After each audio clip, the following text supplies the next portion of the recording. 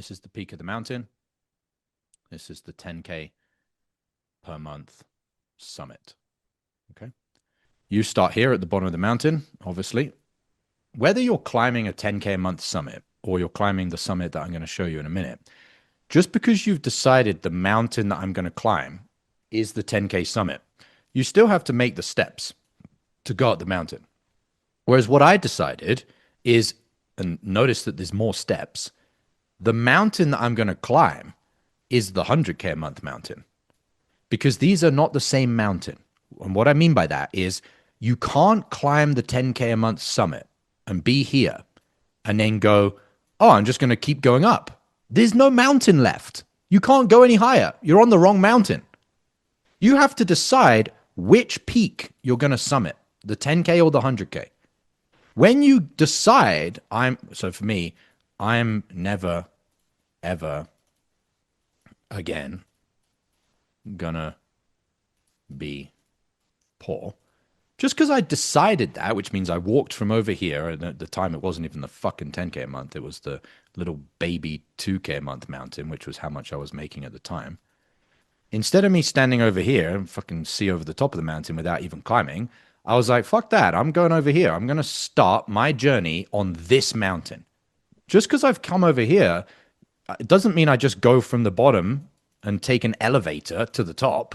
No, I have to make the climb. I have to start doing the things. I have to get the ripping from UM. I have to change my friend group. I have to change my dress sense. I have to change my identity, my beliefs, my skill set, everything. But I decided I'm not interested in climbing this mountain. And this is what I'm saying, that it's from the offer owners. The offer owners, and I'll metaphoralize this, the prize, the trophy that you get from hitting the 10K a month summit, the trophy that you get rewarded is a job. You get a place on an offer. I'm saying that high ticket offer owners, sales trainers, and sales managers should say, if you want to climb the 10K a month mountain, you're welcome to do that. But we're not giving you a trophy for doing that. We're not giving you a reward because you decided to climb the 10K a month mountain.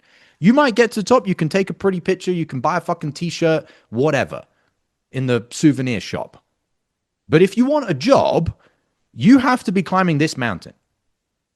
And when you get to a certain level on this mountain, maybe 50K a month, or I said 40K a month, we'll give you a participation trophy here.